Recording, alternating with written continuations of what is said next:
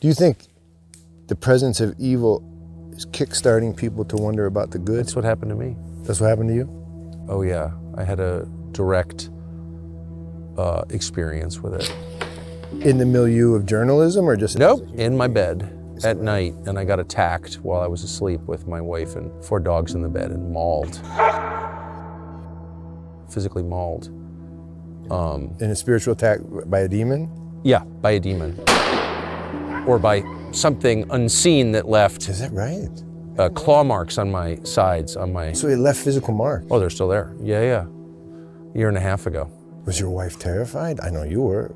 I wasn't. I was totally confused. I woke up and I couldn't breathe and I thought I was gonna suffocate, and I walked around outside, and then I walked in and my wife and dogs had not woken up, and they're very light sleepers. And then I had these terrible pains on my rib cage and on my shoulder, and I was just in my boxer shorts, and I went and flipped on the light in the bathroom, and I had 4 claw marks on either side underneath my arms and on my left shoulder, and they're bleeding.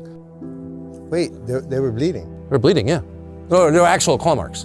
And I sleep on my side, so I wasn't clawing myself. I don't have long nails. And they didn't fit my hands anyway. But yeah, that happened. So I'm not from a world where things like that happen. I never heard of anything like that happening before. I had no idea what that was. I knew it was spiritual immediately. You did? Okay, that was gonna be my question. Yeah. I don't understand to this day. I'm not gonna put it You didn't try to refute the spiritual part in your own mind. You went right into the... Well, it didn't make any sense, and it doesn't now. But I'm not from a, what do they call it, faith tradition that talks about things like that or even acknowledges their existence. Like, there's nothing like that. I've never heard anybody say anything like that in my whole life. What was the next day like? Well, the next morning I woke up and I thought, that was the weirdest dream I've ever had. And then I saw blood on my sheets and I realized that was not a dream at all. I called my assistant, who was like the only evangelical Christian I know, well enough to call with something bizarre like that, totally bizarre like that.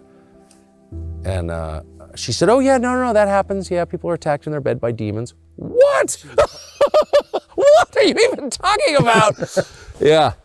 So, I mean, I'm not leaving anything out, and I'm not pretending to understand that. I can only say what happened to me, and that did happen to me. And then I was seized with this very intense desire to read the Bible, which I then started without any study aids or anything. I bought a Bible that didn't have any. I'm not interested in editorializing in the Bible. I just want to read it and see what's in there myself.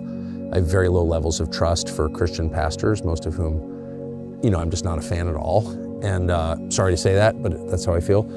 And so I don't want to hear other people's opinions. I just want to see what's in there. And so I spent a year and a half reading it, and then I started rereading it. And it was just a transformative experience for me, but I'm not, holding myself out as someone from whom you could get theological advice, because I'm not. Of course. I don't know. I don't understand any of it. But yeah, that happened. God allowed the demon? I have no idea what happened. All I know is I was dead asleep with my wife and dogs, and I woke up with claw marks on my rib cage underneath my arms, and it didn't even make sense. My arms would, anyway, whatever. No one has to believe me. I don't care. It doesn't matter. But that happened to me, and so I just was like, wow, that's real. Whatever that is, I'm even not sure what it is. It's very real. And so then that presence of that evil yeah, launches something.